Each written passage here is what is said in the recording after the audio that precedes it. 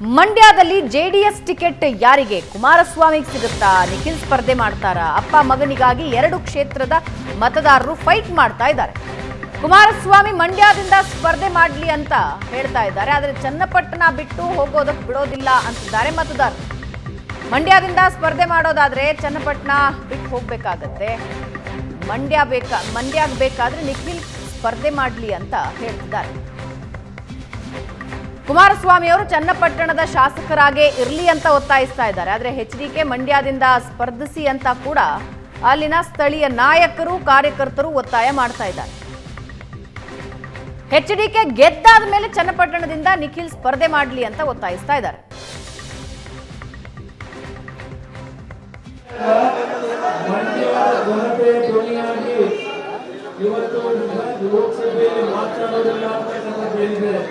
ದೇವರುಗಳ ಏಕಾಂಗಿಯ ಧ್ವನಿ ಏನಿದೆ ಆ ಧ್ವನಿಯನ್ನು ಇವತ್ತು ಕೊಟ್ಟಿರತಕ್ಕಂಥದ್ದಕ್ಕೆ ಮಂಡ್ಯದಲ್ಲಿ ತೀರ್ಮಾನ ಏನಿದೆ ಆ ತೀರ್ಮಾನಕ್ಕೆ ತಲೆಬಾಗ್ತೇನೆ, ಧ್ವನಿಯಾಗಿರ್ತೇವೆ. ಕಾವೇರಿ ನೀರಿನ ವಿಷಯದಲ್ಲಿ ದೇವರುಗಳ 60 ವರ್ಷ ಹೋರಾಟ ಇದೆ. ಅದಕ್ಕೆ ಒಂದು ಫಲ ಕೊಟ್ಟಿರತಕ್ಕಂಥ ದೃಷ್ಟಿಯಿಂದ ಜೊತೆಗಿರ್ತೇನೆ, ಮಾತು ನೆರವೇರಿಸಿಕೊಡ್ತೇನೆ. ದಯವಿಟ್ಟು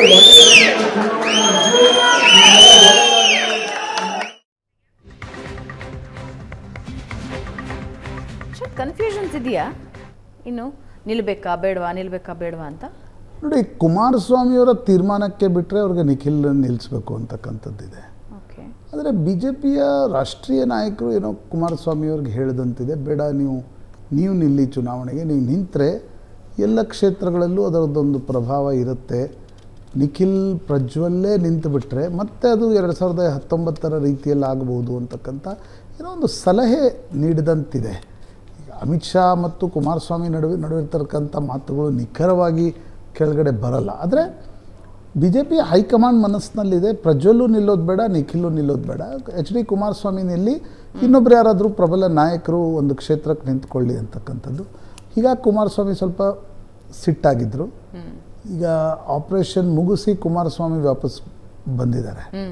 ಹೀಗಾಗಿ ಇವತ್ತು ನಾಳೆ 25ಕ್ಕೆ ಇವತ್ತು ತೀರ್ಮಾನವನ್ನು ತೆಗೆದುಕೊಳ್ತಾರೆ ಅಂತಕ್ಕಂಥದ್ದನ್ನು ಹೇಳಲಾಗಿತ್ತು.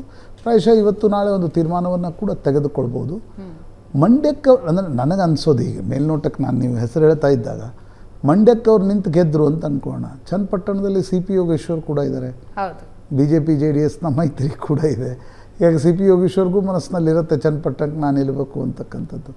ಅಲ್ಲಿ ನಿಖಿಲೇ ನಿಲ್ತಾರೆ ಅಂತಕ್ಕಂಥ ಗ್ಯಾರಂಟಿ ಏನು? ಅಂದರೆ ಈ ಪ್ರಶ್ನೆಗಳು ಬರುತ್ತೆ, ಅದು ಕುಮಾರಸ್ವಾಮಿ ಗೆದ್ದಾದ್ಮೇಲೆ. ಆದರೆ ಈಗಿರ್ತಕ್ಕಂಥ ಪ್ರಶ್ನೆ, ಮಂಡ್ಯದಲ್ಲಿ ಕುಮಾರಸ್ವಾಮಿ ನಿಲ್ತಾರ, ನಿಖಿಲ್ರನ್ನ ಕೊನೆಯ ಗಳಿಗೆವರೆಗೂ ಕಾಯ್ದು ನಿಖಿಲ್ರನ್ನ ನಿಲ್ಲಿಸ್ತಾರ ಅಂತಕ್ಕಂಥದ್ರ ಬಗ್ಗೆ ಆಂಬಿಗ್ವಿಟಿ ಇದೆ. ಇಲ್ಲಿ ಇನ್ನೊಂದು ಪೇಚು ಕೂಡ ಇದೆ.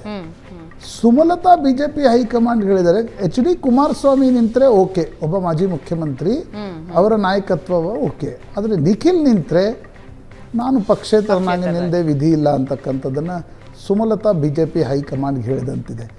ಆ ಕಾರಣದಿಂದ ಕೂಡ ಎಚ್ ಡಿ ಕುಮಾರಸ್ವಾಮಿ ನಿಲ್ಲಬೇಕು ಅಂತಕ್ಕಂಥ ಒತ್ತಡ ಬಿ ಜೆ ಪಿಯ ಕಡೆಯಿಂದಿದೆ. ಏನೇನಾಗುತ್ತೆ ನೋಡೋಣ.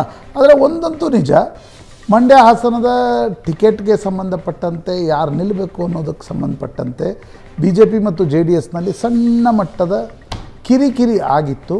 ಅದನ್ನು ಹೇಗೆ ಸರಿಪಡಿಸ್ಕೊಳ್ತಾರೆ ಅಂತಕ್ಕಂಥದ್ದು ನೋಡಬೇಕು. ಎಸ್, ಒಂದು ಚಿಕ್ಕ ಬ್ರೇಕ್ ಆದಮೇಲೆ ಮತ್ತಷ್ಟು ಸುದ್ದಿ.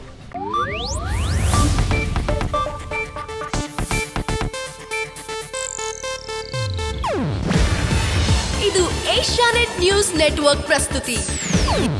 ನೀವು ನೋಡ್ತಿದ್ದೀರಾ ಏಷ್ಯಾನೆಟ್ ಸುವರ್ಣ ನ್ಯೂಸ್.